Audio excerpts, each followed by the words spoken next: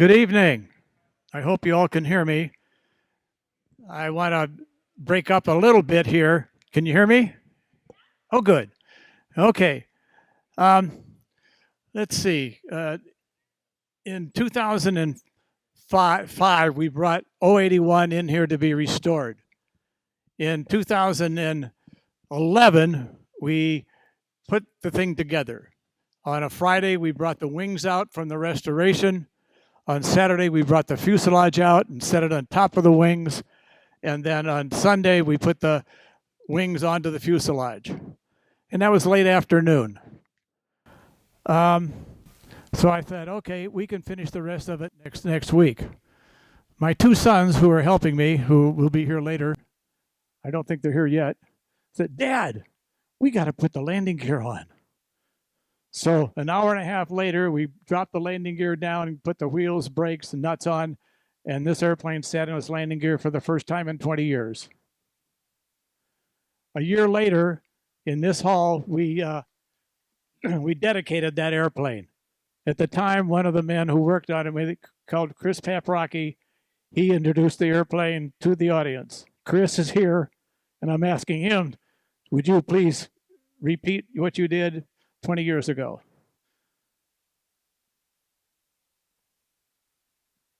See if he remembers.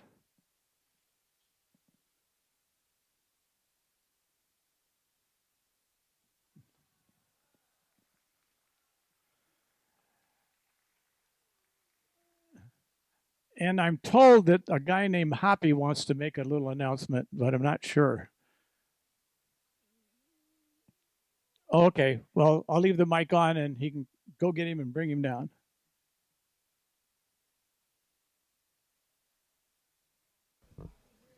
Okay.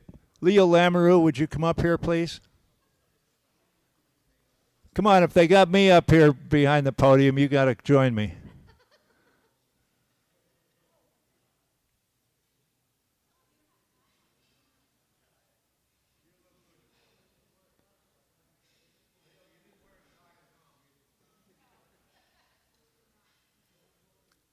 I'm sure a lot of you met Leo here over the course of last night and this afternoon, but Leo Lamoureux was my co-pilot, my crew chief in Vietnam back in 1968.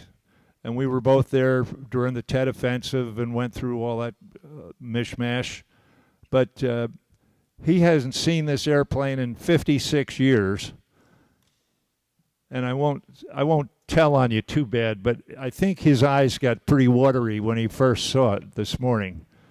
And I don't blame him, because I sat in the cockpit myself and for about 5 minutes, and a lot of memories come back when you do that. So, well, anyway, Ken Ramsey probably told you a little bit about this plane, but I have to tell you, it's a survivor like you've never heard of before. It flew in the regular Air Force for about 15 years, survived that, went to Vietnam and flew there for just a little bit over 3 years. And the airplanes there flew usually once a day. Now, they didn't fly every single day, but then maybe the next day they'd fly twice or even 3 times. So on average, this airplane flew every day for 3 years, which is about 1,000 combat missions. So it survived that, went back to the States, flew for a little while with an active duty squadron in Louisiana. Then it went to the Air National Guard. It actually flew out of Columbus Air Guard for a while, and then went to Iowa, I think it was. But survived another 7 years flying with the Air National Guard. Then it went to the Boneyard. It was retired from the Air Force. All the F-100s got retired at about the same time in around 1979. Sat there for a number of years, and then the Air Force decided that they would make drones out of the F-100 so they could shoot them down with newer airplanes. And I don't know how many sorties this airplane flew as a drone before it got hit in the left wing actually the flap, but left wing, let's say. Is Ken here? Ken Ramsey? Ken, do you know how many sorties it flew as a drone before it got hit? No? Okay. All right. Anyway, so then as it landed back at the base in Florida with this hole in the wing, they retired it. They had plenty of other F-100 drones that they could use, and they didn't want to spend the money to fix this one. So an outdoor museum in Clearwater, Florida, got possession of the plane, and they didn't take very good care of it, and it eventually sat outside, and it was an outdoor museum anyway, and it was that way until the Maps Museum and Ken Ramsey in particular found this plane and rescued it from this kind of a swampy condition that was down there. And it was in terrible condition. There's pictures of it upstairs in the exhibit room up there, but it was in bad condition. So they brought it up here to the Maps Museum, and it took 7 years of restoration work to put it back in this condition. This is how the plane looked when it flew out of Ban Hoa in Vietnam back in the late 60s. This plane also had a very short period where it was assigned to another F-100 base called Phan Rang and another one called Tuy Hoa. So it hit all three of the 4 F-100 bases in Vietnam.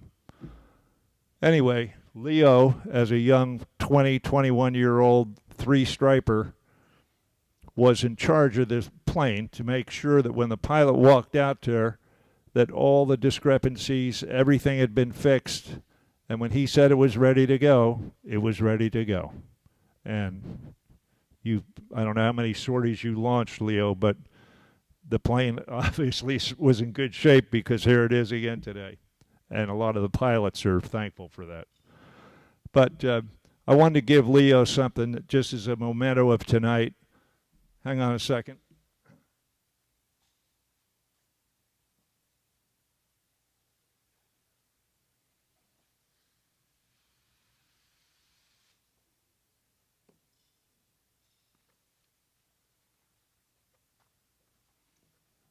This is a print of an oil painting that Keith Ferris did about the F-100. And this depicts the F-100 taken off on the evening of the Tet Offensive, January 31st, 1968, loaded with napalm and 500-pound high-drag bombs. And this is just what it would have looked like. I was there, so were you, weren't you? Anyway.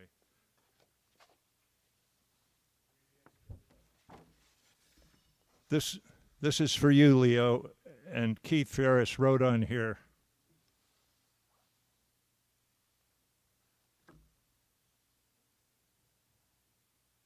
in memory of the great airplane and all those who maintained it. And it's hand-signed Keith Ferris. That's for you. Thank you. I love you, Hoppy. I love you. Thank you. Thank you so much. You're welcome. Okay, thank you. Unless you want to say something. I can't thank Hoppy enough. Hoppy's a wonderful person, was a great pilot, and I love him. Thank you, Hoppy.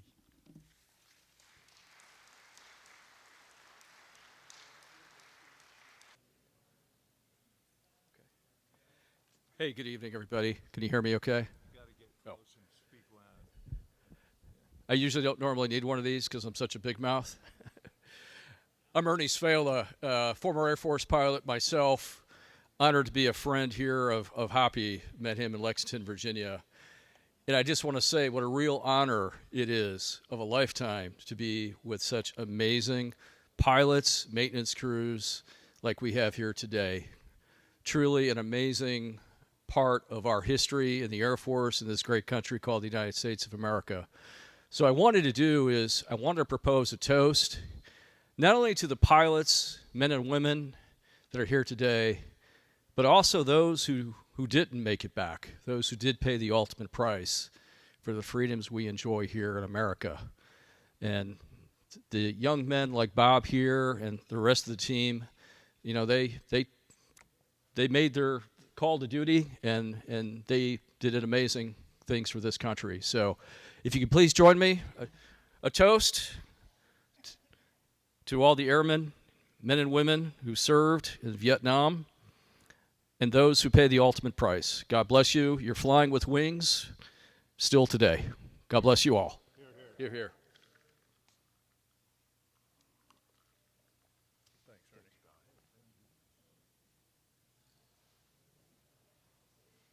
Ladies and gentlemen, we're going to start the evening, and the first order of attendance is the Pledge of Allegiance by Tony Arrigo, followed by the Star Spangled Banner.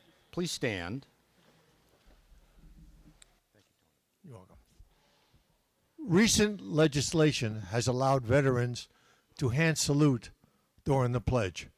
So all veterans that would care to hand salute, all others, please place a hand over your heart. Face the flag. I pledge allegiance to the flag of the United States of America and to the republic for which it stands, one nation, under God, indivisible, with liberty and justice for all.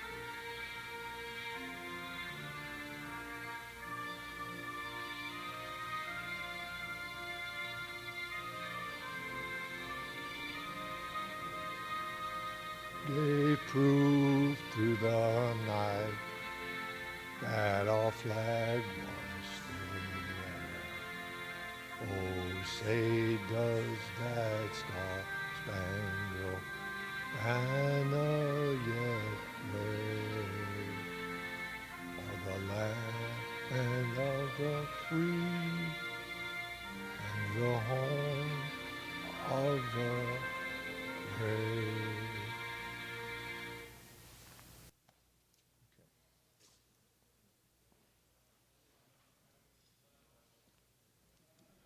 Thank you, Tony.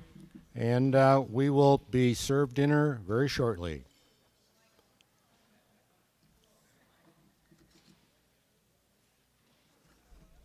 So, ladies and gentlemen, Nick Vettis will be giving our invocation this evening.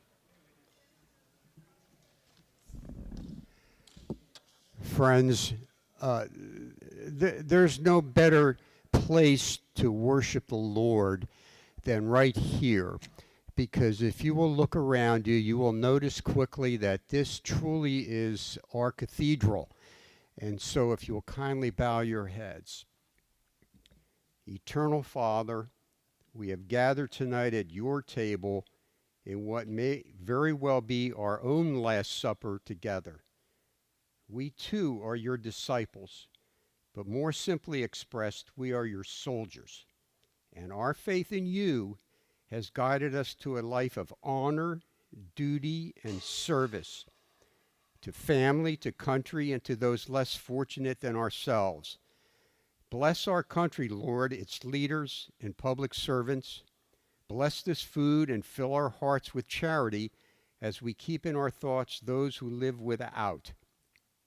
Accept prayers for our brethren, young pilots, who today continue to dare the eagle's flight. Save them from all harm. We ask you to remember the suffering, the captives, the prisoners of war, those who are yet missing in action. Lord, keep thy divine hand over us wherever we may travel, and for our band of brothers who have traveled west. Keep them close in your bosom, and as we turn our gaze west, we ask, Lord, that you remember us in your kingdom. Amen.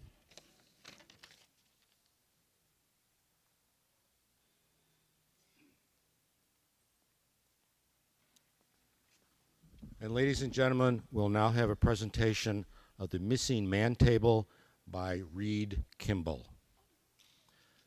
The table is to your left at the front of the aircraft.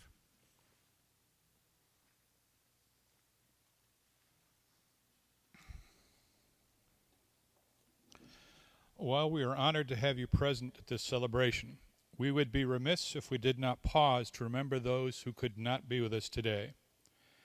As you entered, you may have noticed a table at the side of the room, separate, to call attention to its special purpose. It is reserved to honor our missing comrades in arms. The empty seat represents Americans still missing from each of the 5 services: Army, Marine Corps, Navy, Air Force, and Coast Guard. This ceremony symbolizes that they're still with us here in spirit. Some here today were very young when they were sent into harm's way. We as Americans must never forget the brave men and women who answer our nation's call and serves the cause of freedom in a special way. I would like to take a moment to explain the meaning of the table and the symbolism of the items contained on it. The table is round to show our everlasting concern for our missing men and women. The tablecloth is white, symbolizing the purity of their motives when answering the call to duty. The single red rose displayed in the vase reminds us of the life of each of the missing and the friends and family of loved ones of these Americans who kept the faith, awaiting answers. The vase is tied with a ribbon, a symbol of our continued determination to account for our missing. The slice of lemon is to remind us of the bitter fate of those captured or missing in foreign lands. The pinch of salt symbolizes the tears shed by those missing and by those who still seek answers. The wine glass is upside down, representing their inability to share our celebration and all of life's hopes and dreams never realized by those who were lost. The chair is empty. They are missing from this ceremony, but never from our hearts and from our thoughts. For those of us that have served with them, called them comrade, who depended upon their support, relied upon them, we have not and will not forget you. Please join me in a moment of silence to honor Americans' prisoners of war and those still missing in action, to the success of our efforts to account for them and for the safety of all now serving our nation, until the day they all come home.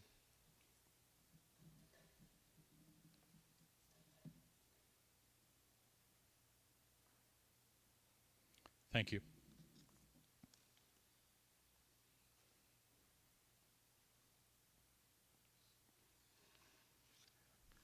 Thank you, Tony, Nick, and Reed. The dinner is being served. Please enjoy the evening. Okay, ladies and gentlemen, we're squared away, ready to go here for the evening program. We'd like to introduce Kim Koveshi. He is the Executive Director of the Maps Air Museum, and he will giving you an overview of how the museum operates. Kim. Good evening. Welcome to MAPS. MAPS is an acronym for Military Aviation Preservation Society. Our mission is to educate the public on the history of aviation and its impact on man. But we have 2 subsets there. We provide a place for retirees to go and maintain their skills and contribute to the organization. And then we honor our veterans. If you look around the building, there's all kinds of places where we honor our veterans and those who made the ultimate sacrifice. There's a Fallen Feathers Memorial over there. And the Fallen Feathers Memorial is hand-carved feathers for everybody we lost in Afghanistan and Iraq from Ohio. There's an eagle over there, and there's a lot of symbology with that. There's a Vietnam tree over there that has all of the names of the guys from Ohio we lost in Vietnam. There's 5 names per dog tag, 13,000 some. In here, we have, in the Gallery of Heroes, we have the Korea, okay, and all the people. We have a listing of all the people, the guys from Ohio that we lost.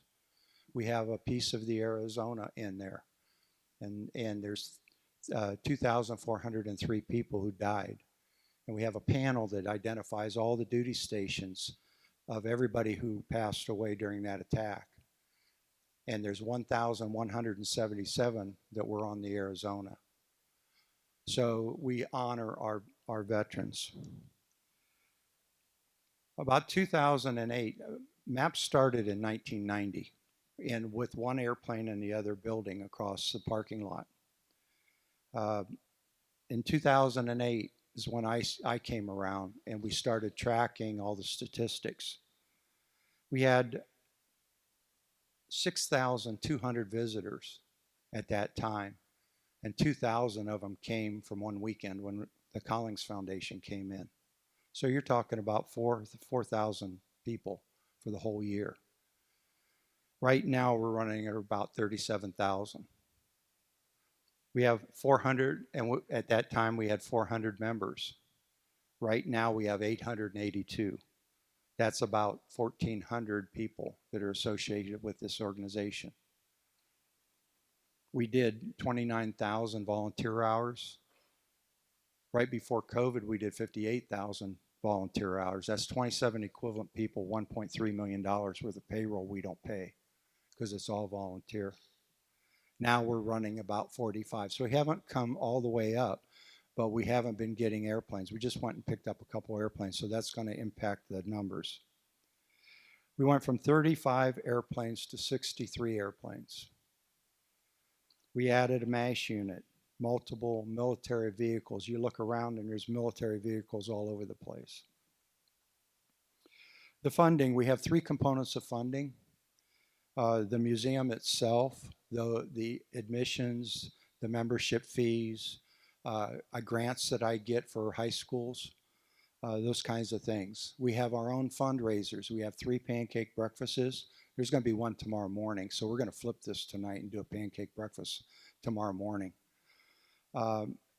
We do a car show, and we had 518 cars, I think it was. 518 cars. There was more money on that tarmac than there was worth of airplanes. And then we do a cash raffle. We're totally self-funded. The grants I get are from the foundations, the local foundations. Other than what happened during COVID, we get no money from the federal government or from any of the Air Force or the Navy. Then we do hall rentals. Tonight's an example of a hall rental. And we want to thank you guys for coming here and doing this. I also want to thank you for allowing us to be part of the F-100 group. You know, they started out being made down in Columbus. And I'm going to talk a little bit about our relationship with Ohio and how important it is to us. Our culture. We wanted to create a environment where it simulated when we were in the military. If you guys think about it, that's part of the best times you've ever had. The people that you were the closest to, that you were like brothers. In some cases, you were closer than your family because we were all alone. We all relied on each other. We all had each other's back. And if somebody needed help, they dropped everything and came to help you. That doesn't exist in the civilian world. So you have a good understanding of what we're trying to do here. About 150 people document those hours, and 95% of us are veterans. So you're dealing with a whole different group of people. It's fun to be involved with this place. We also wanted to have support from the community. We wanted to support the community. We wanted them to rely on us. We wanted them to call us when they wanted something done, and they do. And it's really kind of fun because, hey, you got a call from the mayor, Kim.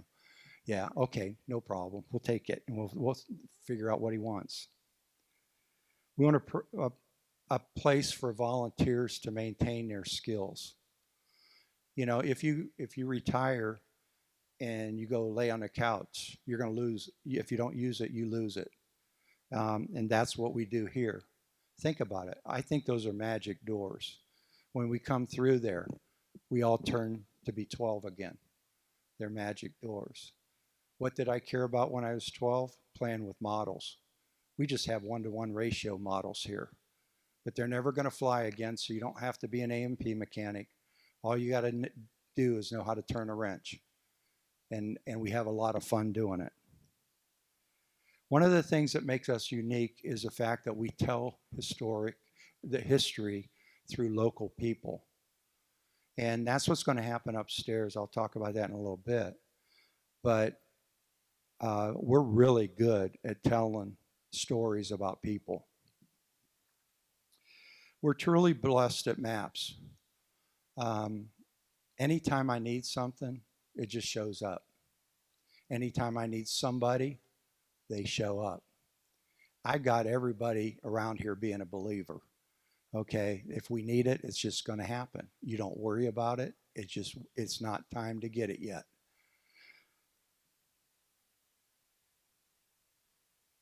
I want to tell a story, and this will give you a good example of what I'm talking about. It has to do with an F4 Phantom that was here. And that Phantom, we got it one day. They were going to do the drone situation where they were flying the F4s and they were going to shoot them down. And there were 27 of them down in Cherry Point.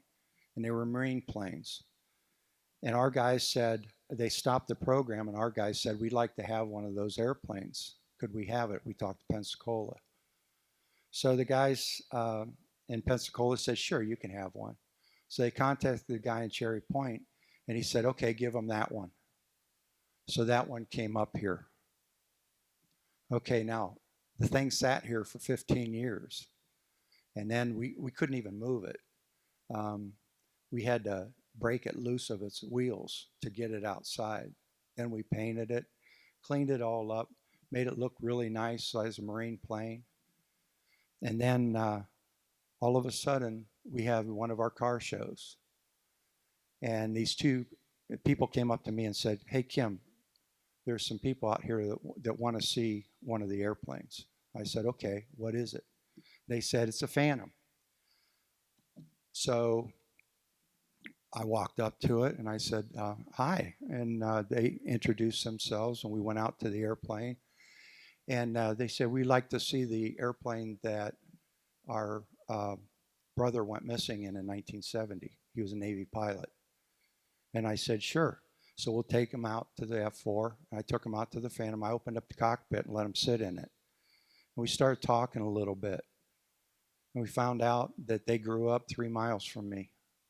They went to Central Catholic, a Catholic school. I went to the public school, Canton South. So we didn't know each other. Then I found out what their name was.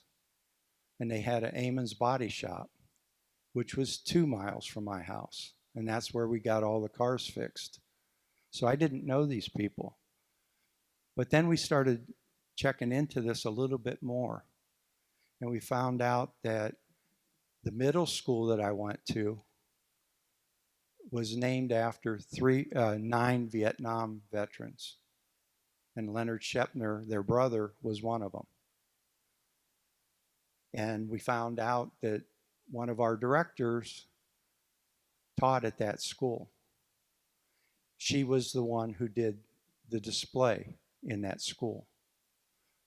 Then we found out that the chairman of our board at the time was a classmate of Leonard Shepner's. And he was the only one that went to Vietnam from their class. Then we found out that the guy who was the crew chief on that airplane, his wife was Shepner's cousin. Then we found out that, regress a little bit, the first room up here is going to be a Bob Hope room.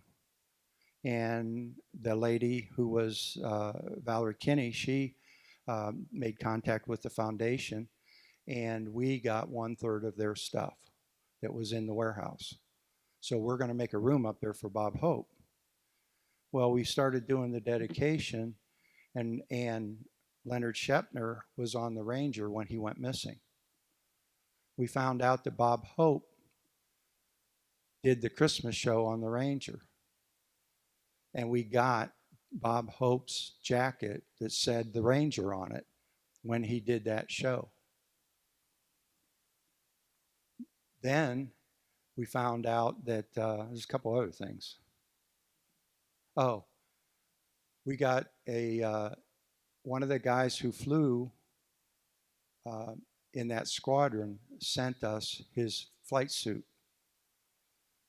Okay, and we found out that he was in the air looking for Shepner when he went missing. Then we started doing the research on the airplane. That one, give them that one. That airplane came up here, and we started checking out its life. And beforehand, it was in the Navy. And it was in his squadron on the ship when he went missing. He had 18.1 hours in that jet. He flew it 3 days before he went missing. And the day he went missing, it was up in the air looking for him. And it had that guy's flight suit on. He was the guy looking for him. So when you start talking, every time I tell this story, I get goosebumps because this is way above my pay grade. That's what's going on around here. Okay, there's very special things.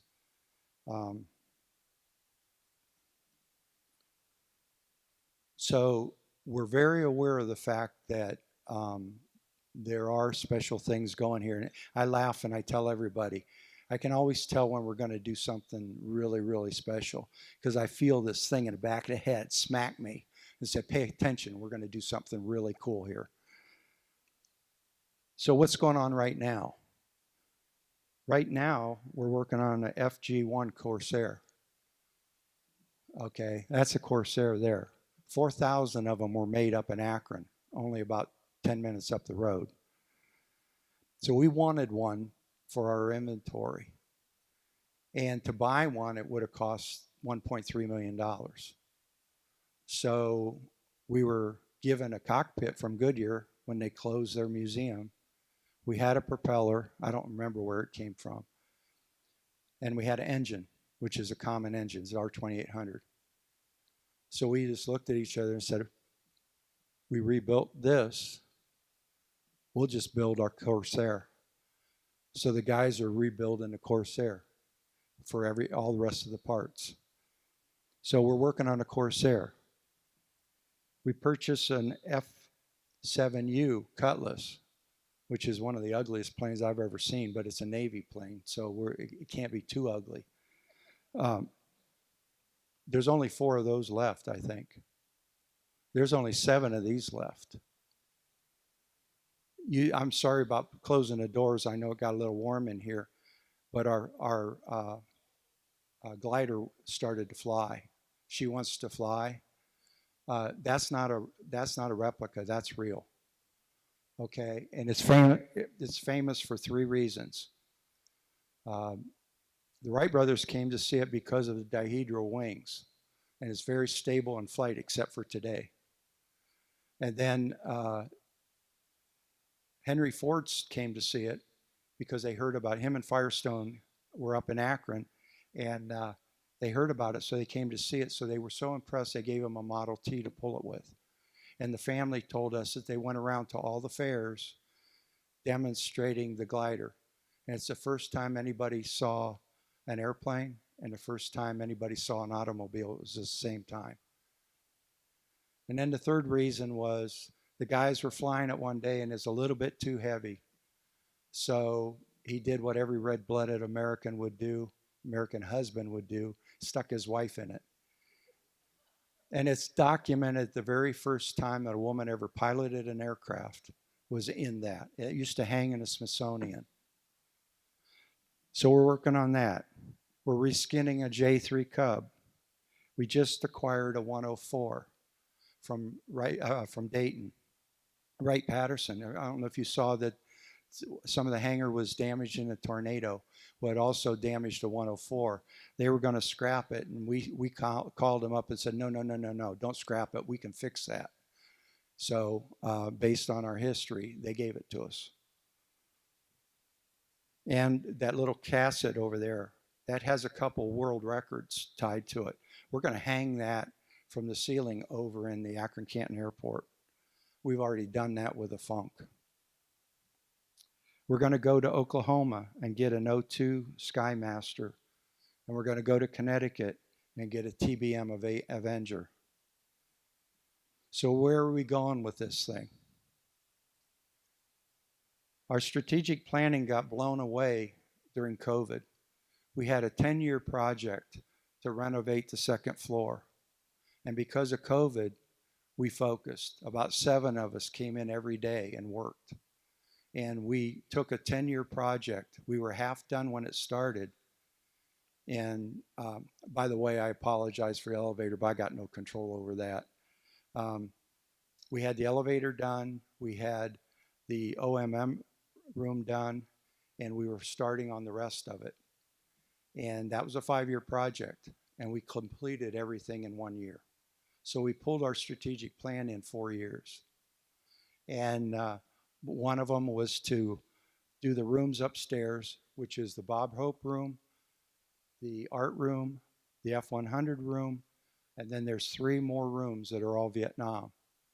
And the thing that's really cool about that room is that there's going to be mannequins dressed up as different functions: a SEAL, a Navy pilot, a medic, and all of those people have names, and they're all from around here.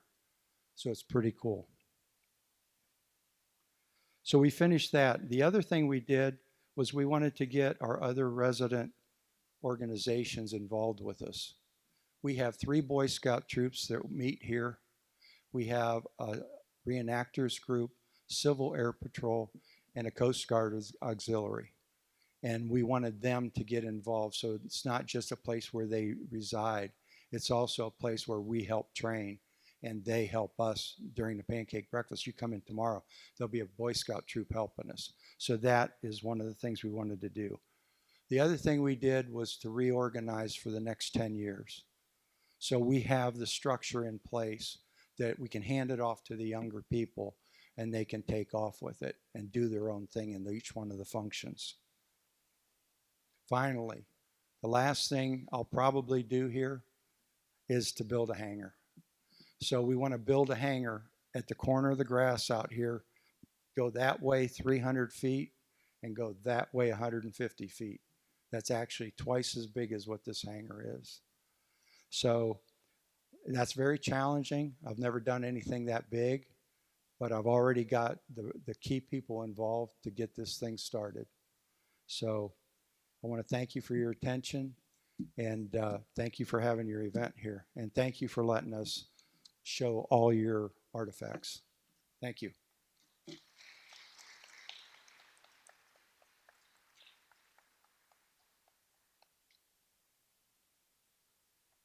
Thank you, Kim, for that excellent overview. The next speaker will be Reed Kimball. He is the Director of Education, and this is one of the sweet spots of this particular facility. Listen up, it's a great story.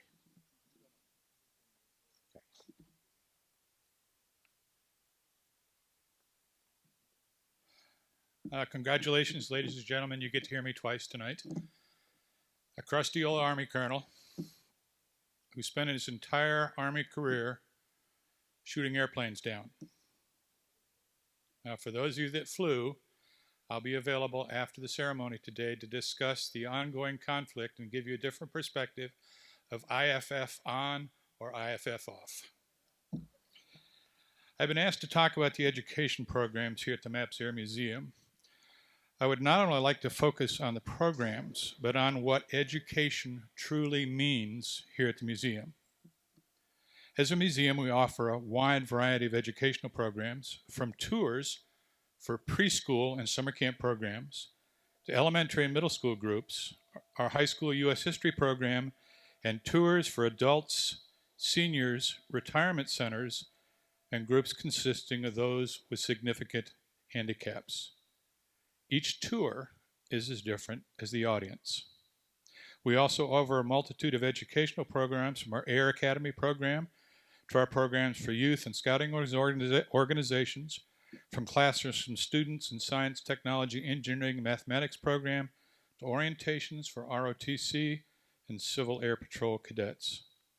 Our Speakers Bureau does presentations on the museum and other historical topics throughout the Northern Ohio area.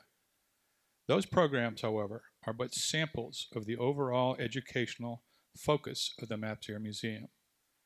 Now, Kim told you what the mission statement of this organization is.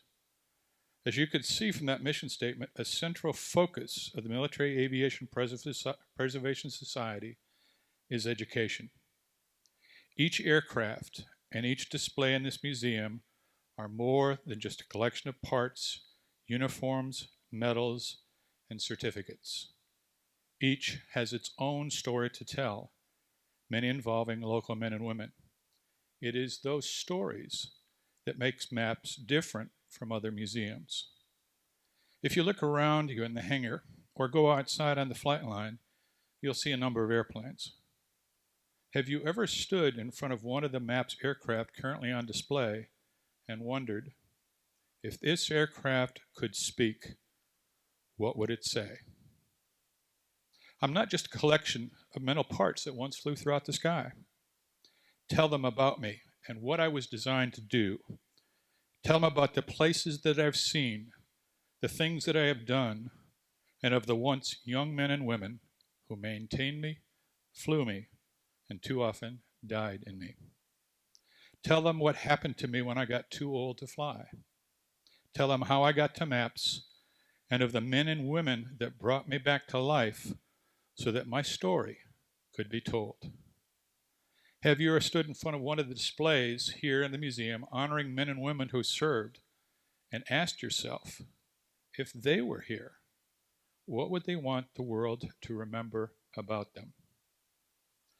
I'm not just a uniform or a collection of old photos and medals. Tell them about me, where I was born, and about my life.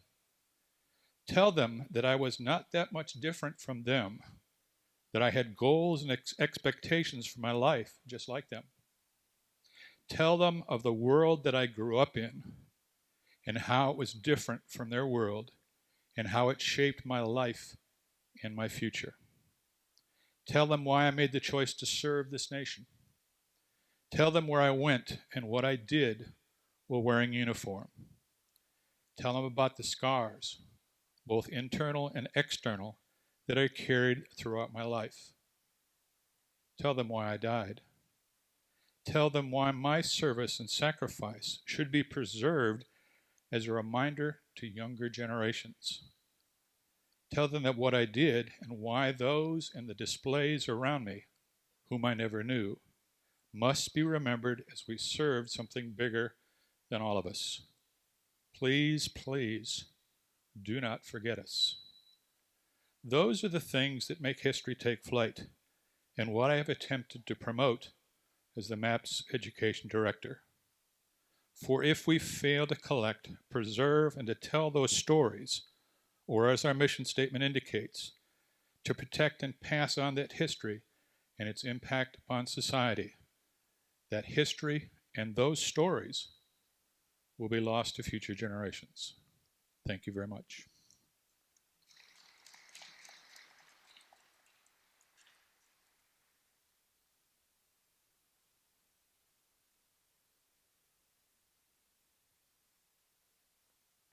I'd like to call up Ken Ramsey.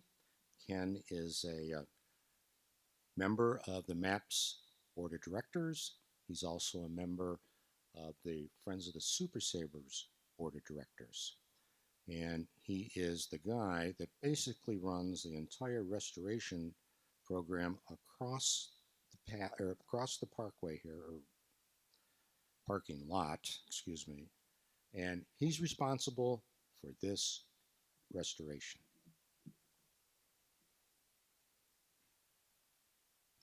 Good evening. Ooh, wow, that's loud. I have a kind of a funny story about our airplane. Many years ago, it was parked right at where that yellow one is, and it was about this time of the evening and getting kind of dark, and I thought, it wasn't a party or anything. We just had visitors here, and I thought, I think I'll turn the airplane on. So I turned the switch on like Chris did, and the lights came on and all that. A young teenage boy says, "Dad, watch out! They're going to start it." Yeah, it would be hard because there's no engine in it. Anyhow, so kind of what happened here is we had a big program in the late 2000s, 16, 17, that neck of the woods, to clean up this area. It was, as Kim said, we were a learning program. And so we did a really good job of cleaning up the downstairs and all.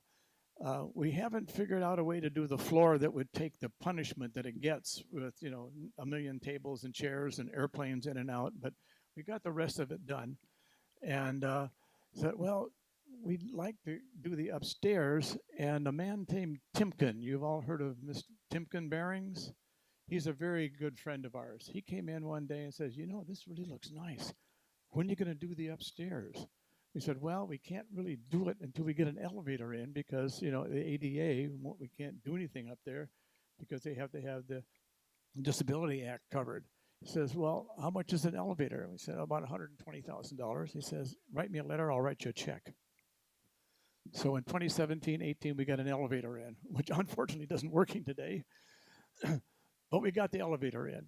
And then over the next couple of years, we cleaned this place out. It was full of airplane parts, that big black bomber that's out there. I had all the engine cowlings and panels and gear doors and all that were up there. We had brick walls we didn't need. We had whole rows of urinals and whole rows of toilets because it was a military base at one time. And it took us a couple of years to clean all that out.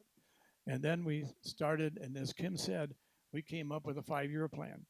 Okay, about 2019, 5-year plan. Okay, we should be able to finish that up. And as he said, COVID hit. So we had to close the museum. So for a year, a number of us, and the number is actually 13 people, came in here every day. I came in twice. I live 40 miles from here, so I was only here a couple of days a week. But we started working on the upstairs.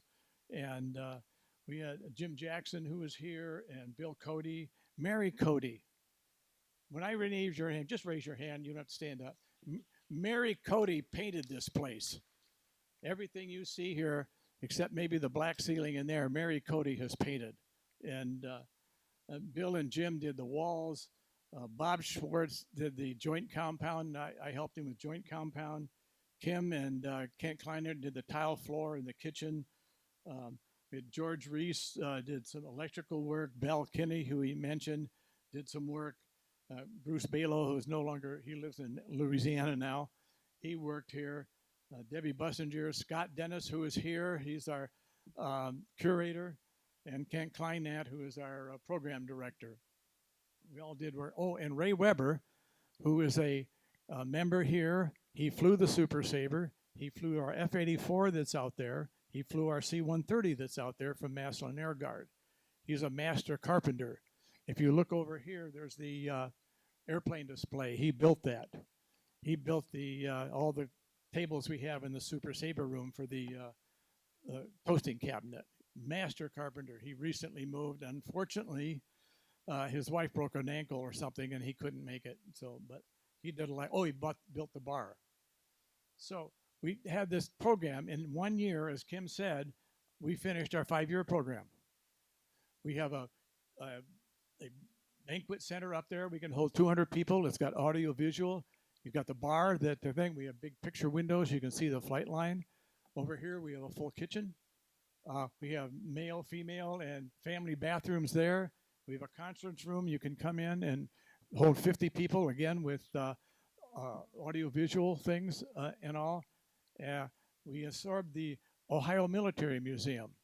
They were down south of us, and they just couldn't maintain it anymore, and they asked, could we come here? We said, sure. So we put a room there, and they help us there. We have 6 Medal of Honors, real Medal of Honors in there, all the way from the, I think, the Revolutionary War. And then we finished these rooms here. As he said, the first one's the Bob Hope room, then we have a photo gallery, and now we have our Super Sabre Memorial Exhibit. And the last 3 will be Vietnam.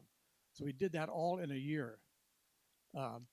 So once that was finished, we started putting out the word. We have a place for the Super Sabre Museum, or the Super Sabre, as uh, Mike named it, the Super Sabre Memorial Exhibit.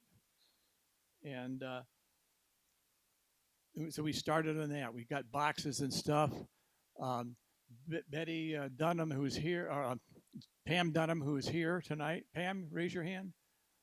There she is. Her husband was starting the museum, and I think Mike's going to talk a little bit about that. But he had accumulated a whole bunch of stuff. We sent a truck down to Georgetown, Texas, and brought it all back, and that's up in the room.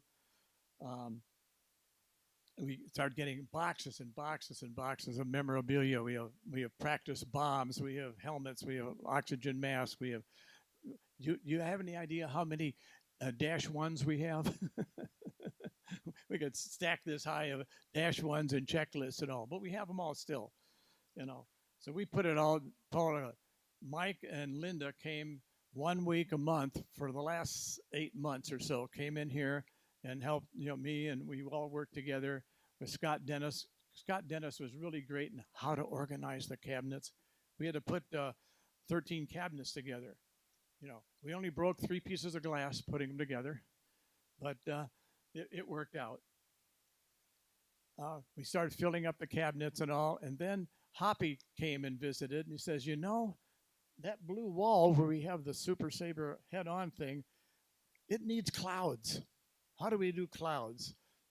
And I thought, okay, well, I've got a son who's a graphic designer. I thought, well, maybe I could talk him into painting clouds for us. And then they put in jungle wallpaper in the Vietnam room. And I thought, I wonder if they have cloud wallpaper. And sure enough, we asked them, and they had 6 versions of cloud wallpaper. And so we bought it. And our three ladies, Pam Dybel, Mary Cody, and Kathy Lou Wells, put the cloud wallpaper up, and it really looks super with the Super Sabre nose on it. And that's how we got that. And about 2 years ago, my wife Sharon was up there visiting, and says, "This is really neat. We got the thing, but the one thing is missing. We don't have anything about the pilots and crews. We got all this memorabilia about the airplane and the helmets and all that kind of thing, but we need something the pilots and crews. I wonder if we could make a quilt with all the patches of name tags, squadron patches, wing patches, and all that." So we put out the word, we need patches, and they started coming in. We needed flight suits. They started coming in. Linda Dean accepted they got the flight suits, and she started taking the flight suits apart to get the fabric we could use, and then sent it up to Sharon. She got patches, we got patches, and in the 2002 Super Sabre reunion, we had a little sample of what we were going to do, a little sample of that with the flight suit stuff with patches on it, asking for people, we need stuff, and then we got a whole lot more. So over the last 2 years or so, my wife's been putting it together and sewing the patch on. She did it in 6 foot by 9 by 7 foot, 9 pieces, put it together. But she ran into a stumbling block. How do I put this together? Well, she has some really nice sewing friends, and they came over to the house and, okay, here's how we're going to do. And so Bev Hillman and Carol Godek came over. Carol is here somewhere. Carol, raise your hand. There she is. They came over to the house and said, okay, here's how we're going to do it. And they arranged it and put it all together. And then over the next few months, she got all the patches on and started sewing the 9 pieces together, and suddenly we had a quilt. Okay, now that you got the quilt, how do you quilt it? How do you do all that stuff? Well, we happen to have another friend, Mel, who is a quilter. And Mel is here tonight. Mel, there she is right there. Mel has a quilting machine, and so Mel quilted this thing. And if you look at that quilt and you see all the intricate things, that's all done by hand, and there's no pattern. She just did it, went around all the patches. So we now have the Super Sabre Memorial quilt up there. About 2 months ago, we had did you realize that patches, military patches, are a collector's item? I didn't. we had a group here. They filled this the whole hangar here with people selling and trading patches. And we had two people came up there and said, they looked at that and they said, that is the finest display of patches we have ever seen. So we feel really grateful for that. We took it to the Super Sabre reunion this year in April, and put it up and had it on display. And we had a number of pilots said, hey, how come my name's on there, not on there? I said, did you send us your name tag? No. I said, duh. So we got 10 more patches after that. And so the whole thing is now put together, so we had to work out a way to put them on. So that's how that display got done. So, as I said, Linda Dean did all the deconstruction and all. And I told you about the patch show. But Linda not only did that, for that, Linda organized what you are seeing here tonight. And I have a little gift for her.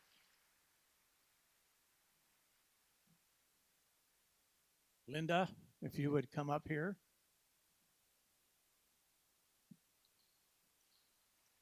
She came here, as I said, 1 week every month for the last 10, 12 months,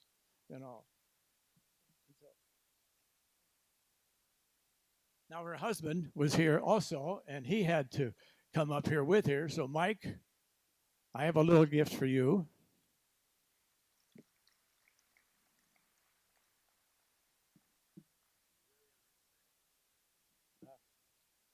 That's okay. Yeah, you'll love it. Yeah, open it up. And last but not least, my wife Sharon, I have a gift for her. I'll take it over to her. Thank you.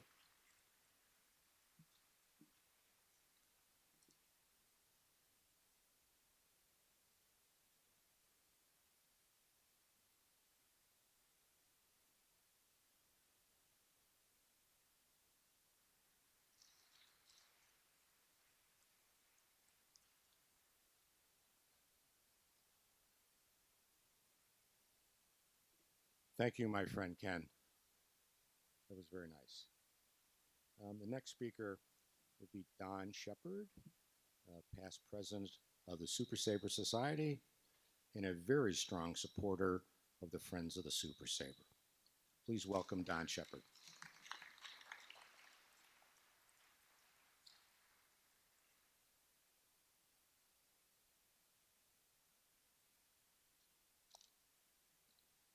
Well, thank you very much. My marks are going to be very short because I can't see my notes, and with these lights in here. How did we all fall in love with the F-100? How can you not fall in love with something that looks like this? But I want to tell you how I fell in love with aviation. I grew up during World War II, living with my grandparents because the entire family was away at war. My father was a civil service worker modifying airplanes out at Randolph Air Force Base. 1944, we went out to a war bonds rally out there, and nearing the end of the war bonds rally, he said, would you want to go for a ride in an airplane? Oh, yes, I do, Dad, for sure.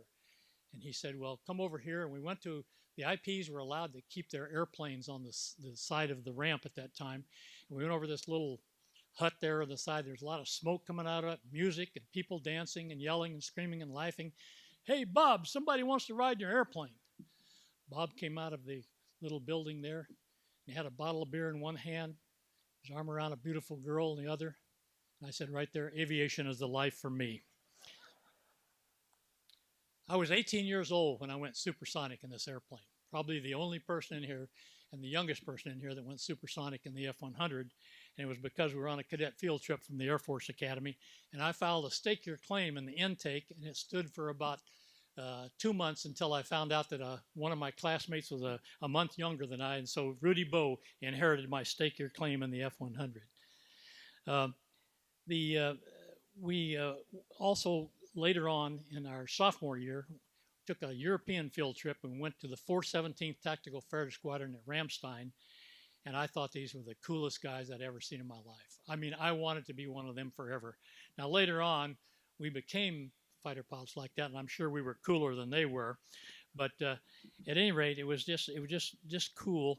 And then I went to pilot training and was lucky enough to get a F-100 assignment in pilot training. And I remember the first time I started this airplane up and taxied out, and I said, I'm finally a fighter pilot. I mean, it was so powerful. You guys remember what it was like the first time you started, taxied this enormous machine out. And then I realized that I had a little more to learn as I took off and the wing wobble started with the hydraulic controls. And the IP was yelling at me, stop that. I said, how do I stop it? And he said, just let go of the damn thing, which I did. All of us have been through that. And then, of course, I became a real fighter pilot at 24 years old and had a nuclear weapon strapped to this airplane. And I don't think I scared the Russians, but I sure think it concerned my neighbors in Colorado. That Shepherd kid with the nuke, you got to be kidding me. Okay, so I was flying F-100s over there, and I remember my first meeting with my flight commander over there, and he set me down and he said, okay, son, he says, you're at Hahn Air Base in Germany. He said, you're in the worst weather on the continent over here. You will either become a good instrument pilot quickly or you'll be dead very soon. And I realized very quickly what he meant. Flew for a couple of years over there, loved it, absolutely loved it. And then the F-4s came in. My God, I'm going to get to check out the new F-4, the new wonderful F-4, the most modern thing. Not so fast, Captain Shepherd. You have to have your 1 year's retainability in USAFE after you get back from F-4 training, and I didn't have it. So they sent me to Air Liaison Officer down to the 24th Infantry Division. And of course, I was just crestfallen. My career was over. My life was over. I'm going to give up flying this beautiful machine. And I reported into the brigade commander down there, and I said, Colonel Heekin, I'm here to control your airstrikes. He says, son, he says, I don't know if you've been reading the papers. We got a war going on in Southeast Asia. He said, I got 20% of the officers that I'm authorized here. You're a tank company commander. So I gave up flying F-100s to drive tanks over there. Beautiful experience. Then it was time to leave for Vietnam. Of course, I volunteered for Vietnam, as all of us did. And as I was getting ready to leave for Vietnam and check out in the F-100 again, I got a letter from the Air Force offering me an Olmsted scholarship to study for 2 years at the University of Paris. So what do? 2 years in Paris, Vietnam, 2 years in Paris. Obviously, all of us would do the same thing. We picked Vietnam. And that's how my wife invented the lifelong Air Force expression, you got to be shitting me. Well, I got to Vietnam and started flying out of Benoit over there in close air support missions, as all of you did here in this audience. And it was the most important thing we did with the F-100 was fly close air support missions in the South. A lot of American kids, a lot of your kids and grandkids are alive today because of what the men in this room did. And we often flew at night and in bad weather because that's when the guys attacked. That's the most important thing. And the F-100 flew more missions than all of the other fighters combined, and most of them close air support missions. I happened to get volunteer for the Misty mission up at Phuket, and we had a very tough mission up there. Our job was to act as forward air controllers and two-seat F-100s, trading seats every mission. And our job was basically to keep Route Pack 1 safe and make sure that SAM sites did not get down in there and destroy anything that came down. Our missions are 4.5 to 6 hours long, refueling 3 times, and we were shot at literally all the time. In Misty, we had 157 pilots. 44 were shot down, some of them twice. That's no way to win a war, and we didn't. So came time to leave then and get off of active duty, and I got in the Air National Guard and ended up as head of the Air National Guard.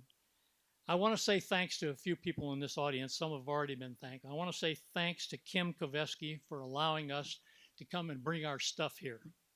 I want to say thanks to Ken Ramsey for everything he's done to help get this thing put together and all of the things he's done. And I want to thank Mike and Linda Dean.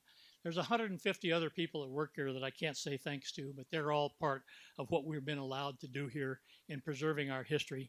And believe it or not, it's not about us.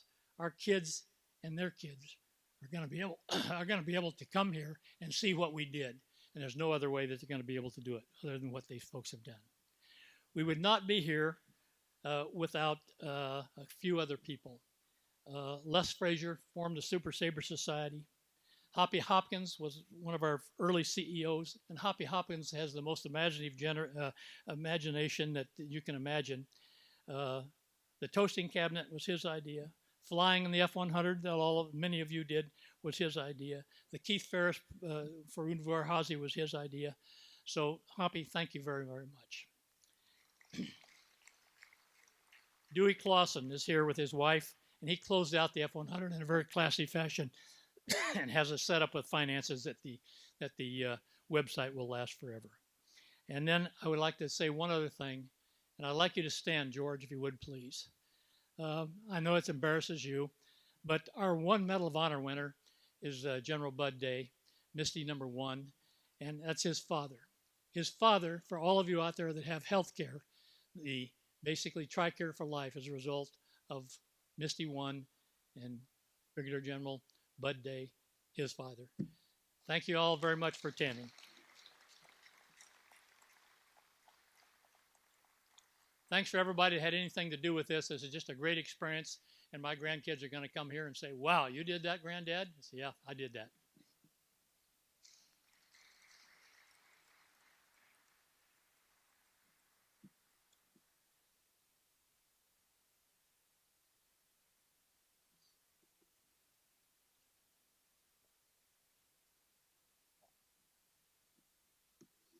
He didn't mention it, but today is Shep's birthday. So happy birthday, Shep. Hey.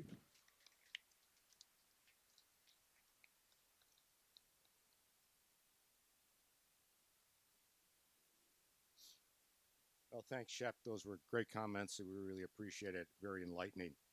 And a segue to that would now be to ask George Day Jr. to come up and share a few words with you.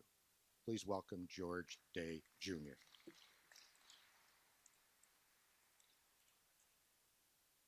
Boy, how do you follow that? All of you, but especially Shep has been, and Rose, his wife, have been such great supporters of my family, the Misties, all the Super Sabre Society, and honestly, our nation at large, with keeping things straight in front of the nation when Shep was a military spokesman for CNN and others. But thank you, Shep. And thank you, MAPS, for everything. I won't go through all the names again, but I've met many of you, and I would love to meet all of you if that were possible, maybe one day. My wife couldn't be here, so I'm acting on her behalf, as well as my mom, who could not be here, nor my sisters. My brother had actually passed away 10 years ago, the year following my dad's passing in 2013. And he was a great man too. So we miss them. But I want to just have you think about something. Is this the real national treasure? If you've seen the movie, this is it. This is it. Not Night at the Museum. We don't need to see a bunch of characters trying to fly these airplanes. But this is a national treasure. And I thank all those of you who have dedicated this part of your lives to this kind of history. You know, something that really hit me, because I had never been here before, I jumped on the website for MAPS Aviation Museum, and a couple of key statements caught my eye. One was where history takes flight. And the second, that history is not made by airplanes, which was spoken to tonight, maybe accidentally, but by the men and women who designed, built, maintained, I added that, and flew them. I added maintained, for we all know that no airplane flies without a good crew chief, especially the Hun, and especially in Southeast Asia, as so many of you know. So Tony, Mike, and other crew chiefs out here in the audience tonight, thank you. Thank you for your service. Yes, I agree. But I couldn't agree more with the vision of MAPS, and I'm so glad to be here this evening on my father's behalf. He would be so proud of what you have done here. And he was so proud of the men that he flew with and that crewed on his planes and worked in his squadrons and in his wing, and worked as a team, strong individuals who came together as a team like no other country in the world. And the F-100 is really what got him going. But I'll continue with my notes here. You know, the F-100 was tested and proven in combat for the defense of our nation and the free world. At a time of transition, as we know, just like Shep said, unfortunately, we lost that war. Now that's, in one sense, a battle. The war is not over, because we care about freedom and freedom in this world, and we'll continue to fight for it. Well, right now I'd like to just share a little bit about my perspective of the Hun as one of my dad's sons. Although Bud Day cut his teeth in the F-84 Hog, he became a man, if you will, in the F-100. While stationed at Wethersfield Air Base in England, 20th Fighter Wing, in the late 50s, he was fortunate as a lieutenant and captain to get to convert to the F-100 and started building a lot of flying time. Several years later, he was assigned to the 136 after some other assignments, the 136 TAC Fighter Squadron at Niagara Falls, or as he would call it, Nigeria Falls. Some of you may have heard that. There he helped the unit obtain operational status at a critical time because we were now at war and we already had POWs. It was in 1966 that, like Shep and many of you, volunteered to go to Vietnam.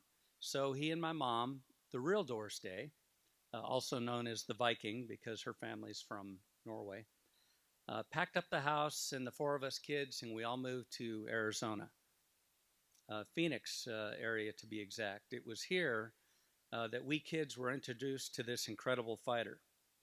First, as we watched my dad deploy on Easter Sunday of '67, and later with a trip or two to the gunnery range. I don't remember a whole lot except that it was allowed. There was a lot of smoke, and they kept telling us, "You're safe. Don't worry." But then to watch the Thunderbirds, which had flown F-100s, 105s, back to 100s during that time period. And I remember getting to watch at least a couple of different air shows at Luke. There was something unique and manly about the blunt nose, the swept wings, and the tall tail. And there still is, for that matter. I thought it'd be the coolest thing in the world to get to fly that one day, but at age 4 or 5, it wasn't going to happen. Little did I know, however, that I would later get to meet some of the greatest human beings on the planet who did. And I mean this with all sincerity.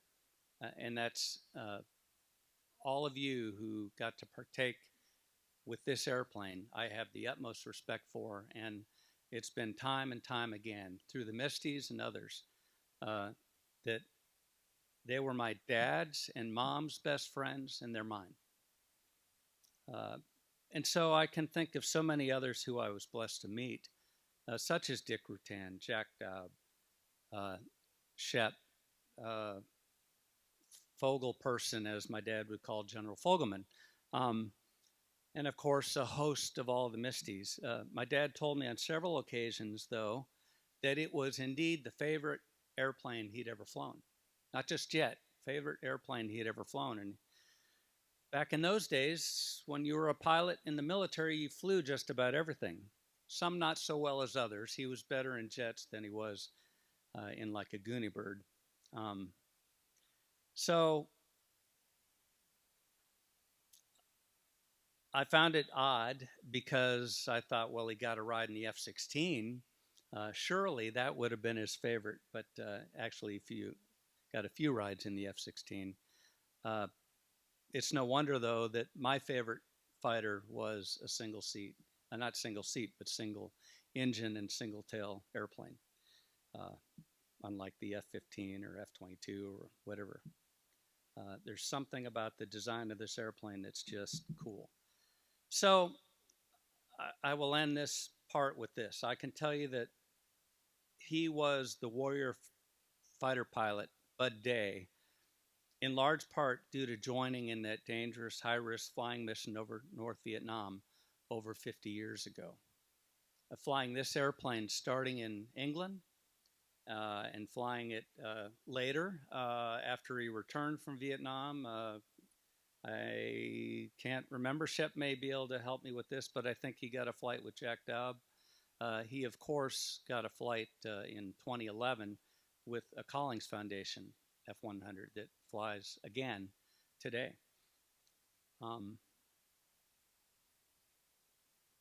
He had a lot of heroes. Eddie Rickenbacker, Charles Lindbergh, Jimmy Doolittle, or Jimmy D as he would call him, and the Raiders were all childhood heroes of his. But if he were standing here today, he would tell you that his heroes are those men and women that he flew and worked with in his service to the nation. You know, the greatest thing I learned from my dad was in his unstoppable determination to do what is right, to fight for the little guy. This character of his was birthed in the heartland of America, Sioux City, Iowa. It was tempered in the Marines and ultimately trued by his fellow airmen, the pilots, maintainers, intel officers, and enlisted, and others who shared the common goal of defending the Constitution against all enemies, foreign and domestic. And it was checked time and again by the love of his life, Dory the Viking. You know, we've lost and we continue to lose so many from his generation and, frankly, from this generation. We lost some great people this last year, the last couple of years, one of which is Dick Rutan. And, you know, Dick's mom told him, if you can dream it, you can do it. And if I could put a twist on that, because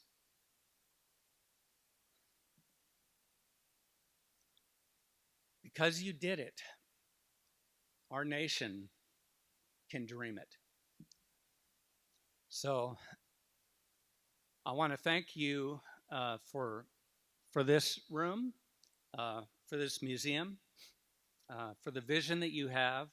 Thank you for helping history take flight for the Super Sabre and all and those she raised. God bless you. God bless those who fly. And God bless America.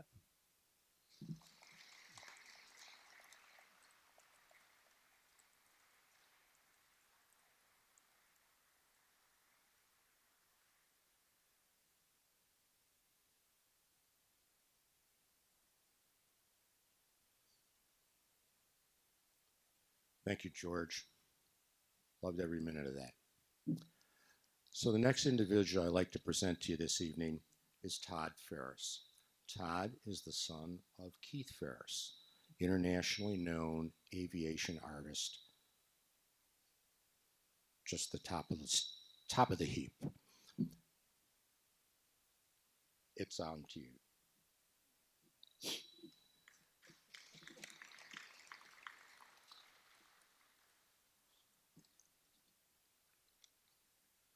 Woo. Thank you, everybody. As Michael said, my name's Todd Ferris. It's an honor, and I'm humbled to stand before you guys this evening on behalf of my 95-year-old dad, aviation artist, historian, inventor, fighter pilot, Keith Ferris, in the memory of the Super Sabre and all of those who loved it so much. Thank you, guys. Many of you may already know my dad, but for those of you who do not, I'd like to take a moment to introduce him. My grandfather, Lieutenant C.I. Ferris, began his Army Air Corps flying career in 1926. Grandpa was stationed at Luke Field on Ford Island in Pearl Harbor, where my dad was born into the Army Air Corps. In 1931, my grandfather was assigned to Kelly Field as Commandant of Cadets as an instructor pilot teaching basic fighter maneuvers in the P-12 biplanes for the 43rd Pursuit Squadron. How's that possible? Phone rang in the middle of that. It's probably my dad checking in to see how things are going. He's already hit me up twice. So my dad's earliest memories were the sounds and smells of those Pratt & Whitney Wasp engines and those magnificent P-12s lined up 100 feet from the front door of the officers' quarters. My grandmother said that my dad was drawing detailed drawings of airplanes at the age of 4 and 5. And he shared those with my grandfather, so my grandfather knew what airplanes came through the base while he was in the air. After attending 19 different schools and 5 different high schools, my dad was accepted to the newly formed ROTC program at Texas A&M, studying aeronautical engineering. He was expecting to receive his commission into the Air Force upon graduation. He was sure he was going to be a military pilot, just like his father. In 1947, my grandparents were stationed at Randolph Air Force Base, where my dad took a summer job for the Air Force Training Publications Office. I'm sorry.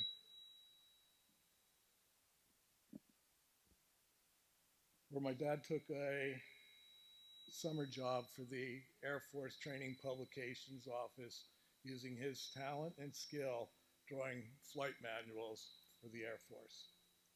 During the Base Armed Forces Day, I'm not sure what's going on.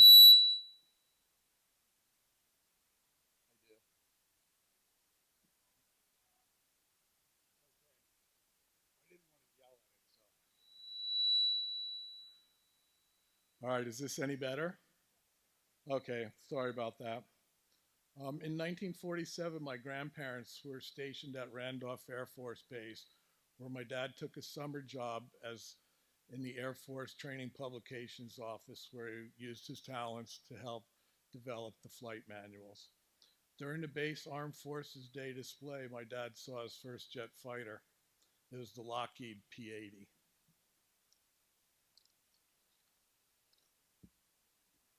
He was so excited he went to the flight surgeon on base and scheduled his flight physical, where he would receive some devastating news. Due to allergies to egg protein and antitoxins like tetanus, he would not be receiving his commission to become a fighter pilot in the United States Air Force. For the first time in his life, he was drafted into civilian life. Dad went back to Texas A&M to ponder the future, while his grandparents were then reassigned to an air base in England. My dad left Texas A&M, traveling to England in 1949 to visit his folks and hope his dad could pull some strings and make some changes. That wasn't going to happen. While standing on the street corner in London, there on the newsstand he noticed a book, How to Draw Airplanes, by Frank Wooten. That book, which he cherishes today, changed his life forever. Frank was an RAF artist during World War I and World War II, and the book provided the encouragement he needed to join that small fraternity of freelance artists making a living in the aviation art illustration business. After returning to the United States, he made his way to New York to chase his dreams as an illustrator for the aircraft manufacturers and the ad agencies in the New York vicinity. Upon arrival to New York, he joined the prestigious Society of Illustrators, the largest art guild based in New York City. He soon found himself managing the newly formed Air Force Art Program, documenting the history of the United States Air Force. As a director for over 20 years, he was responsible for placing artists on U.S. Air Force assignments around the world. Dad quickly realized this might give him a chance to get back in the seat. In his word, trade flight time for artwork. The fox is now inside the hen house, or should I say inside the cockpit. He was determined to find a way. He was determined to find a way to serve after all. As he began working with the United States Art Program, he would receive orders from the Pentagon to fly different aircraft on different missions while documenting his experiences through his artwork. He currently has 62 paintings in the Air Force Art Program today, many of them hanging in the Pentagon or bases around the world. While reviewing an Air Force art show in 1962 with an Air Force officer at the Pentagon, my dad was asked to comment on a very nice landscape painting with the T-birds in the foreground. My dad responded very complimentary to the landscape, but pointed out the way to paint the Thunderbirds, in my opinion, would be from within the demonstration team rather than some distant mountain. A few weeks later, he received orders from the Pentagon, and he found himself strapped in the back seat of an F-100F as the team returned from the East Coast tour to their home base at Nellis. This was the first cross-country trip in a jet fighter, where he spent the next few weeks with the United States Air Force, flying practice shows, briefings, talking with pilots, crew chiefs, support personnel, narrators, understanding their entire operation. He documented this time with the team in the F-100 Super Sabre with his artwork. He traveled with the team on several airshow deployments, including the 1965 European tour and the Paris Air Show. His Thunderbird issued helmet, along with a few other items, are on display in the exhibit hall upstairs. Thank you guys very much. As a family, the Hun is very special. The first aircraft my sister and I ever remember. The F-100 was the first fighter jet my sister and I ever had a chance to sit in. Just being around and walking around the Thunderbird F-100 as part of the Thunderbird family was magical. In 1969, my dad became honorary Thunderbird number 29, the only self-employed individual ever to be so honored. As the war in Southeast Asia was heating up, my dad realized he needed to prepare, attending sea survival school, egress school training, and fighter weapons school as a civilian. Those orders arrived in October of '68. He would be deploying with the 469th Fighter Weapons Squadron, the first F-4Es, headed to Southeast Asia. His dream came true as he flew across the Pacific in the back seat of Captain Paul Lemming's F-4E, another Aggie, headed for Krat, Thailand, to document the air war in Vietnam, thus his famous painting, Bad News for Uncle Ho. As a matter of fact, he flew 3 different missions in one 24-hour day.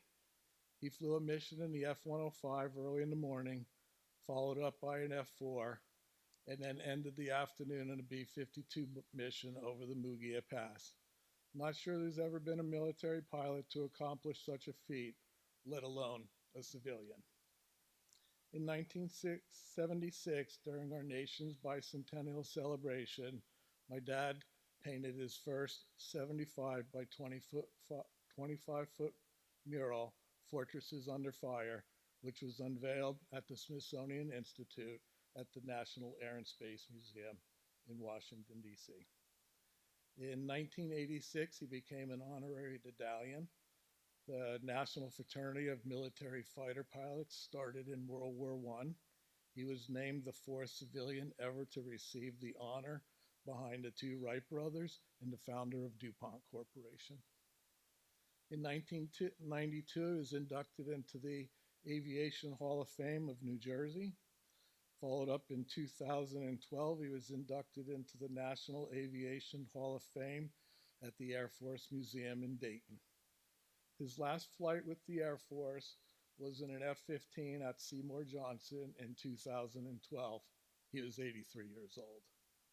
After flying that mission, engaging in some air-to-air combat, my dad realized his body couldn't handle the G's anymore and it was time to hang up the flight suit and put his helmet on the shelf.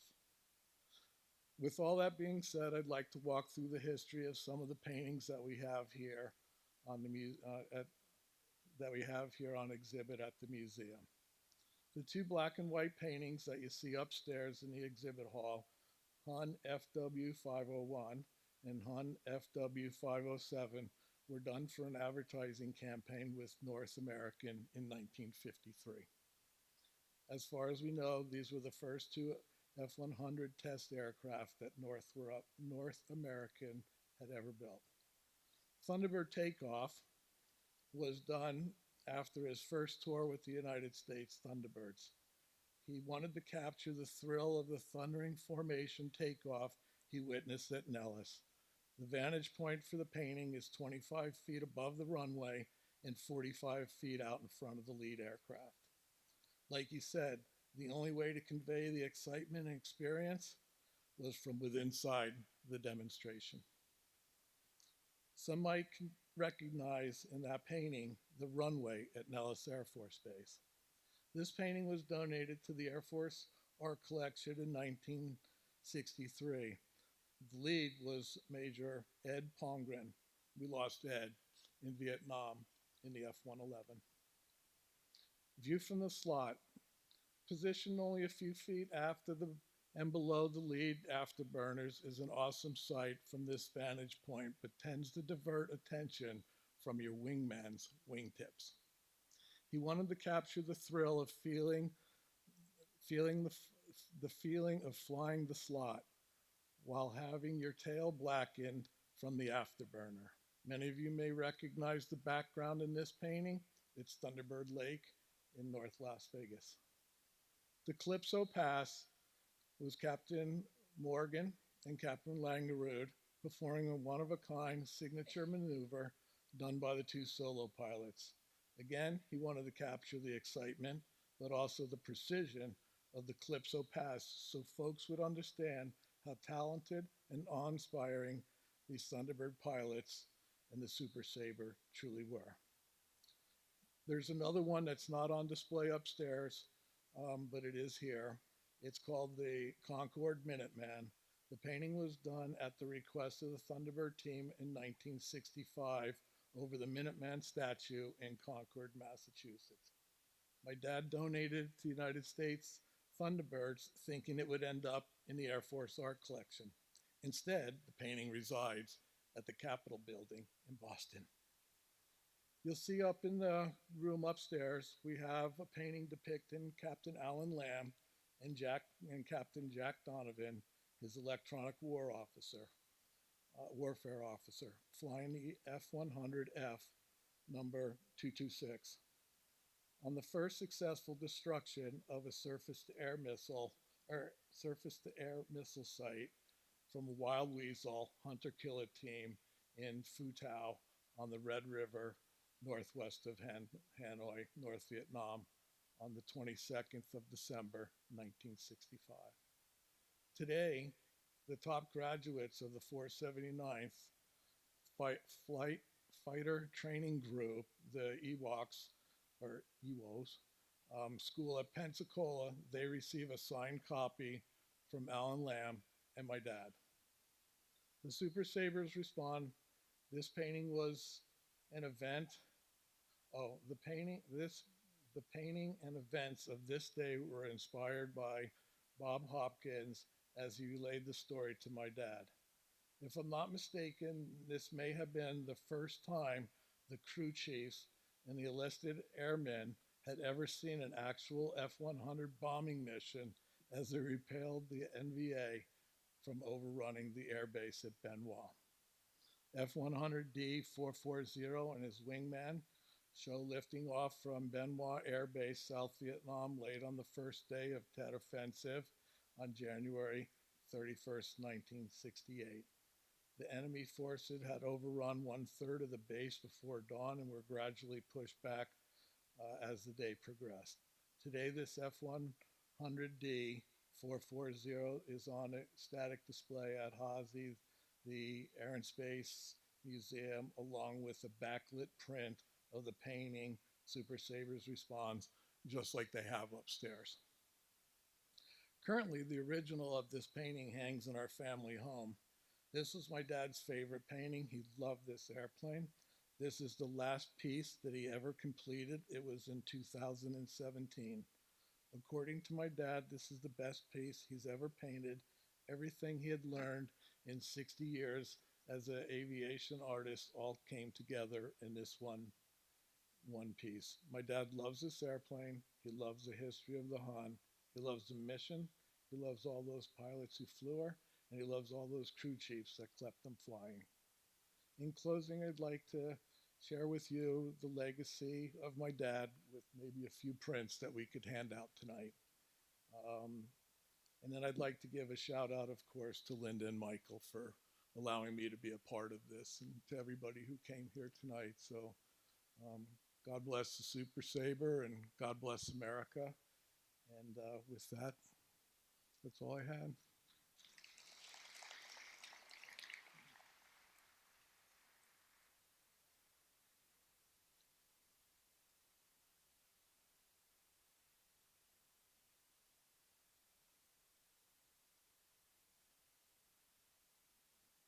Thank you, Keith. That was very enlightening. Thank you. So I'd like to speak a little bit about our journey here. This journey started 10 years ago, sharing with Bob Dunham, our co-founder, whose vision was to establish an exhibit dedicated 100% to the F-100 Super Sabre. After Bob was unable to accept terms from 3 different museums, he picked up the phone and called Ken Ramsey. He knew that MAPS was a nationally accredited museum. He spoke to Ken. Ken spoke to the executive staff here. The executive staff agreed that we could move up from Georgetown, Texas, everything that Bob had collected to MAPS Air Museum for a future exhibit. The key to that, of course, was that there was an F-100 already on the tarmac. Sadly, Bob never had the opportunity to see the vision started. Bob flew west in May of 2014. Bob asked our CIO, Bob Weston, Linda, and myself to see the completion of this exhibit. So with the help of Pam Dunham and all her friends in Georgetown, Texas, they collected all of Bob's items and we had them shipped up here. That was that was 2015. The project took a big turn when MAPS had a project of their own. And Kim spoke to this earlier, and that was to renovate the entire second floor into individual exhibit rooms. We were asked if we were interested in a room. Of course, we jumped on that immediately. And with the help of Bob Weston and my wife Linda, they contacted the IRS and became a legitimate 501c3 nonprofit organization and incorporated the Friends of the Super Sabre in the state of Ohio. That's when this exhibit started, 2015. And in 2015, the Super Sabre Society had a reunion down at Wright-Patterson in Dayton, Ohio. Myself and my wife, we spoke to Don Shepard and Hoppy Hopkins about taking a look at the MAPS Air Museum as a consideration to join us with our project. So during that particular reunion, Don Shepard and Hoppy jumped in the car, drove up here. We had a whirlwind review of the entire upper floor. and it was over, they said, yes, this has real potential for ability to set up our exhibit here. So they were in, and we were ready to go. Later, to make this all official, we signed a working agreement between the three agencies, the Maps Air Museum, the Super Sabre Society, and the Friends of the Super Sabre.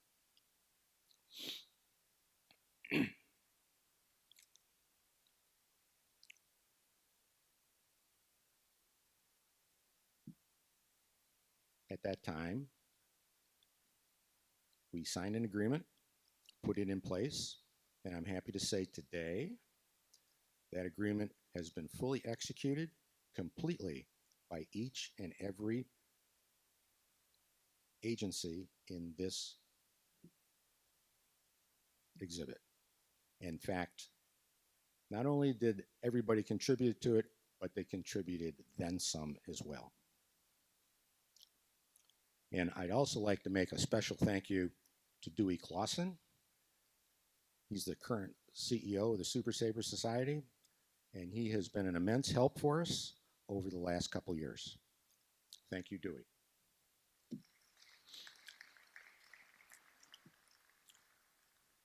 And to be clear, the Super Sabre Memorial Exhibit is the only exhibit that is 100% dedicated to the F-100 Super Sabre in the entire country. And I would go out to say the entire world. Now, during these 10 years that we worked on this, we always referred to the three mottos of each one of these entities. The Super Sabre Society, of course. First class or not at all. The Friends of the Super Sabre, remembered in time, not lost in time. And of course, the Maps Air Museum, where history takes flight. I think we accomplished all three of those objectives with our exhibit.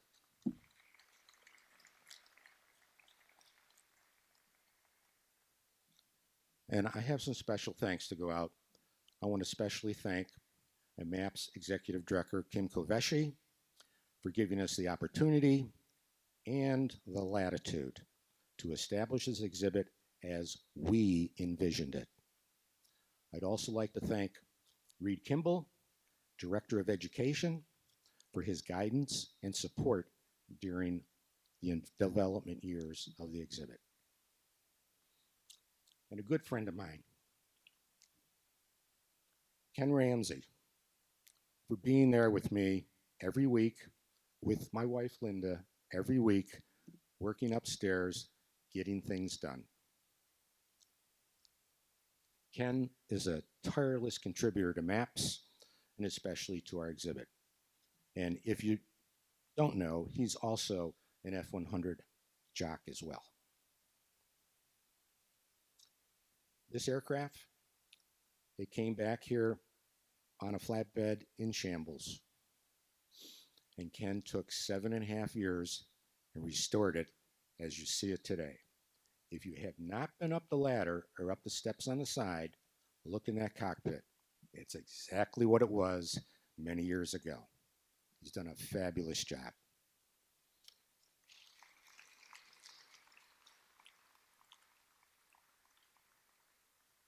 And Ken has also restored many other aircraft here at the museum, several. He's working on that Navy one that's kind of ugly, but he's doing it. I'm kind of surprised because he's an Air Force guy, but what can we say? Also like to thank Hoppy Hopkins for his contributions. He brought several exceptional items to our exhibit. The Bud Day Medal of Honor, the Thunderbird Vertical Stabilizer, and the Keith Ferris Wall of Art, and many other things as well. Thank you, Hoppy.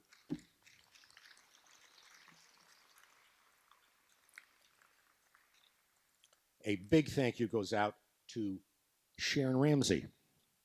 Sharon and her team, Mel, Carol, and Bev, developed and sewn the one-of-a-kind flight suit project that you've seen up on the wall with all of those squadron patches and name tags. It is a piece of art. It's a quilt, but it's a piece of art. There's nothing like it anywhere. Very classic. Sharon also designed those circular center placemats center in your tables. They're made from surplus flight suits, and they symbolize that the people that could not be here today, and also those that could not attend our dedication as well, ones that have flown west. A special thank you to Pam Dunham-Kuhn and Betty Dunham for providing many personal items for our display case for Bob Dunham, who was our co-founder upstairs. Thank you. Linda and I would also like to thank the MAPS family who have welcomed us on each and every visit and helped us with whatever we needed to get done. Linda wanted to say a very special thank you to Scott Dennis, our curator, who Linda knows she was always bothering, but Scott always was ready to listen and help her put her ideas together. We'd also like to thank Debbie Bussinger, who is our museum director, who has always listened and answered Linda's calls whenever she made them, any time of day. Thank you both.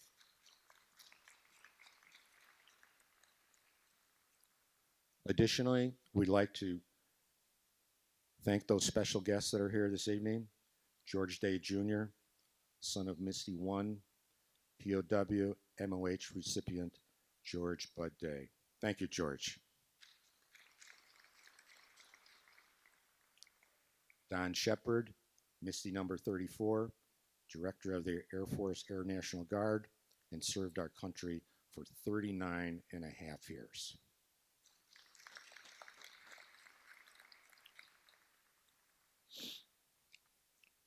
P.K. Robinson couldn't be here this evening, but he did plan to attend, and we wish him all the luck. He's had some medical issue, and I'm sure he and his family are dealing with that now.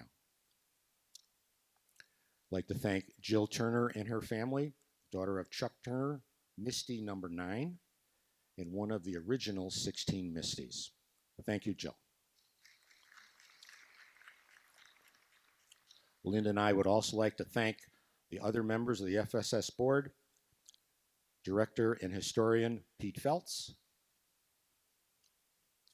and Bob Western, our CIO and webmaster. Of course, let's not forget all those Hun drivers and their families who generously gave us their first-person stories, their artifacts, their memorabilia to tell the story of the mighty Hun. We could not have accomplished it without them. Very important. So you may question, what's our next step now that this is complete? Well, it's not really complete. We have plans going down the road to reconfigure the exhibit and refresh it as time goes by. We will rotate items throughout the exhibit. We are also making a request to you Hun drivers tonight that before you decide to give anything away that you have, please consider the Super Sabre exhibit. Because remember, you will then be remembered in time, not lost in time. Thank you very much. Okay, one more piece of business. Where's my wife, Linda? Linda, please come forward.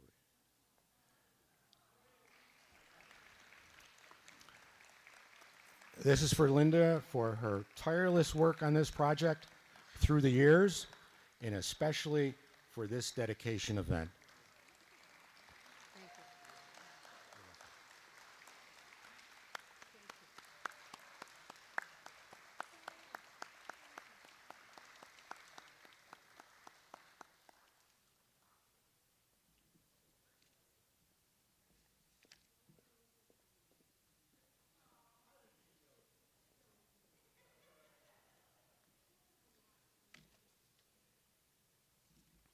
So again, thanks everybody for attending this evening's Super Sabre Memorial Exhibit dedication. Safe travels home. Cheers and check 6.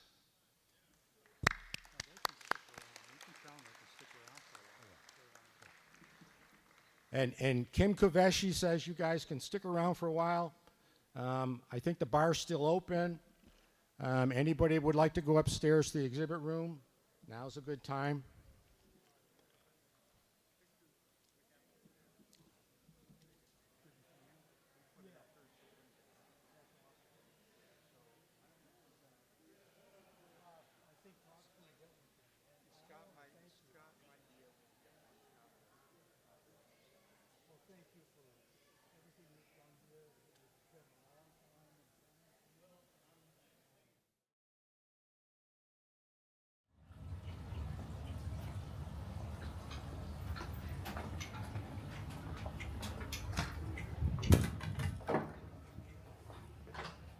For ma'ams?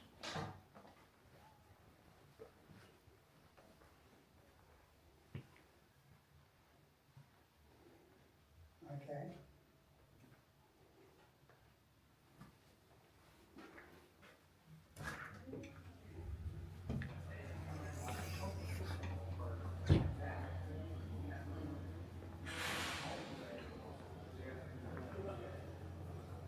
By the way, that Boeing 7.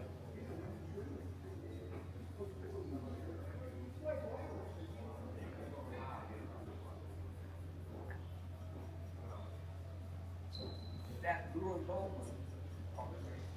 Now World War II coming one in.